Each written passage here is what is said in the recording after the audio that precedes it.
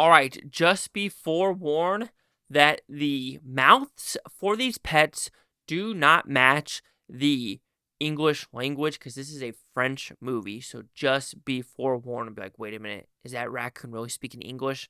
Probably not.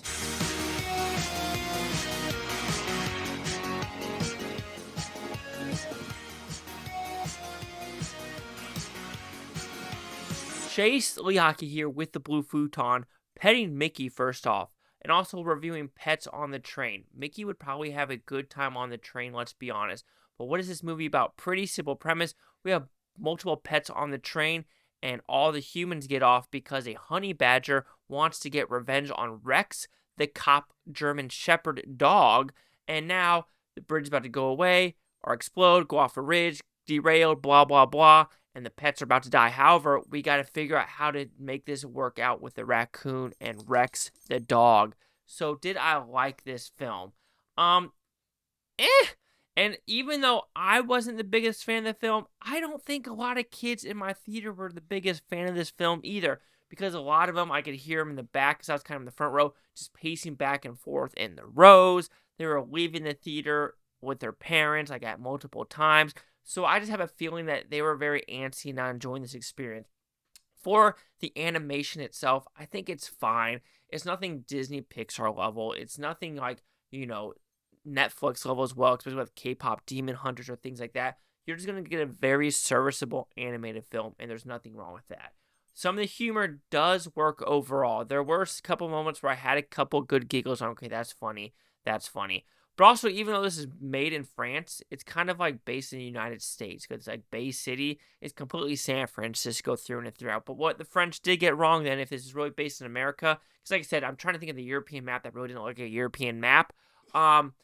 We don't do trains like that. I'm sorry. We're kind of a big country. I know France is kind of that, and you have a lot of trains in Europe. We don't have that in America.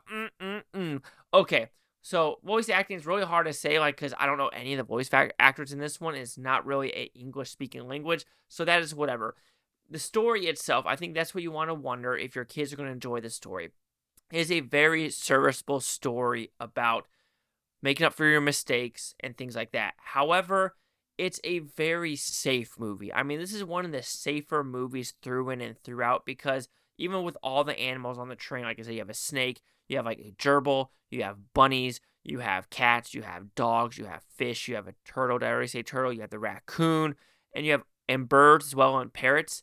They all get along, right? So you would just assume like if a snake is coming out of the cage and sees a bird or sees something like that, there would be some type of like animosity with the animal kingdom food chain. I mean, you kind of have that with bad guys and things like that. But with this one, it was just very safe. It was only the honey badger at the very end of the film, or at this point, which it wants to get back at Rex, the German Shepherd. But yeah, it's a safe movie. I mean, there's nothing surprises. There's nothing to really have clear messaging that you would like. Yes, there is a messaging about it could make fun of news reporters and news itself of how the news is all about negativity. And it's not about positivity because with the news anchors, what they're thriving for isn't really what is serviceable for anyone else throughout the world of what? We want something good to happen. The news reporters kind of do not because when it bleeds, it leads. So you do have that little animosity, storyline to it as well. Because when looking at the poster, I've never seen a trailer, it felt like we were in a Zootopia universe. That's not the case. It's normal pets. Humans do have some of the pets as their own, kind of like Mickey here, just enjoying the nice pets on his belly.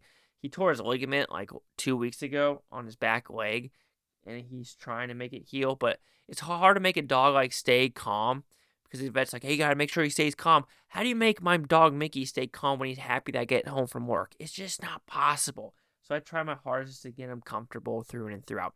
Anyway, now I'm just rambling on. So this is a very short review because let's be honest, there's not a lot to talk about in this movie. It's nothing spectacular for the voice acting, nothing spectacular for the animation. Yes, you have some funny jokes here and there that can get, a couple chuckles out of me. Kids, like I said, I'm reading some reviews on Rotten Tomatoes where the people are saying their grandkids liked it. I mean, I was in a smaller theater, so I only could talk about these kids behind me. I just feel like they saw it. It was some bright colors here and there, some decent action set pieces for the kids to stay involved. But when I think of other stuff out there, I think the kids are like, when they're at home or when it's on Netflix or Amazon or things like that, they're going to pick K-pop Demon Hunters. They're going to pick Across the Spider-Verse. They're going to pick, Tangled, all these other movies before Pets on the Train. So Pets on the Train will receive a 3.5 out of 5 with Futon, because it goes at 50%. We'll see the critics and user scores gave this one. Critics, there's 5 of them, and we have a positive, a negative, a positive, and a negative. So that is a 60%. You have nothing with the audience score, and then my 50%.